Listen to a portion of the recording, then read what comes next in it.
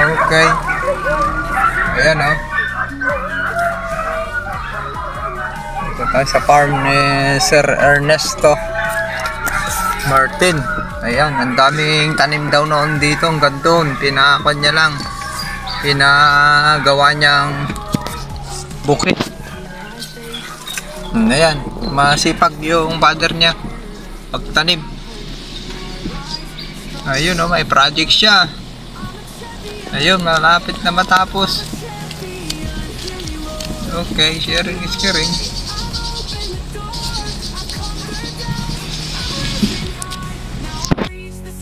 Good morning mga kaparmers, kamanalon, kamagsasaka. Nandito po tayo ngayon sa Kalaw, sa sinasabing damulag ng Pro-Agriseed Corporation. Ayan, nandito po si Master Ernesto Martin, top yielder po ng Region 2. Nung nakarang wheat season, siya po yung umani ng 281 kaban per hectares. Halos, ulitin po natin, halos top yielder ng buong bansa dahil nga ang Nueva Ecija nasa lanta ng bagyo. Yung timing nila. At ito, titignan natin ito kung nandito tayo at bibisitahin dahil ito po yung gamitan na alagaan ng Yieldmore Natural All-Purpose Foliar Fertilizer at yung Hyper Compost.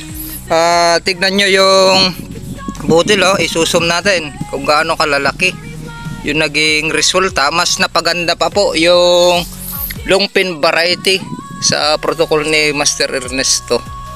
Yung mga gustong makasubok ng protocol niya po, i-PM nyo lang siya sa Facebook account. Siya po yung Oko Martin yung gamit niya po na Facebook account para masubukan nyo rin umani ng malakas na kagaya sa inaani niya na lagpas 250 kaban per hectare. Napakaganda. Hindi na tayo pupunta doon, mas maganda pa doon banda. Kaya sa tansya natin ito, tinitignan ko puro uhay. Mababa yung kwan dito, 12 tons pataas yung aanihin po dito. 13, mga ganun, 13. Kasi iba yung butil ng kwan pala, LP 908. Bagong variety po ito ng long pin, Pro-Agriseed.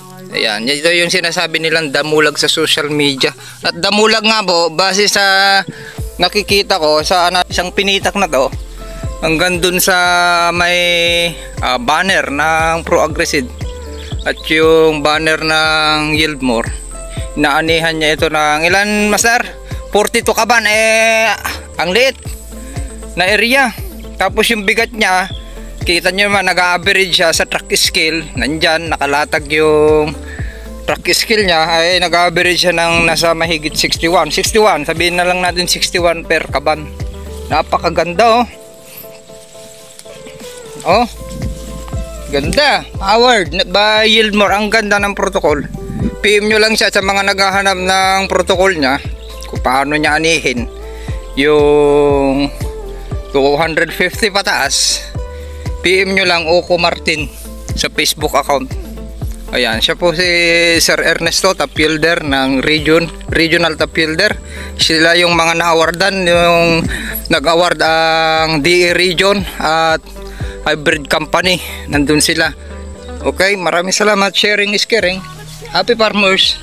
Okay, upload po natin ito at isi-share sa mga hybrid company para mainggan nyo naman yung mga ani ng maganda, yung ibang mga farmers na hindi pa nasubukan kahit 10 tons man lang, nahihirapan sila sa umani ng 200 kaban per hectares. Nandito po, handang tumulong yung team, Agritipid PH team, kasama natin ng mga top fielder, Sir Ernesto Martin.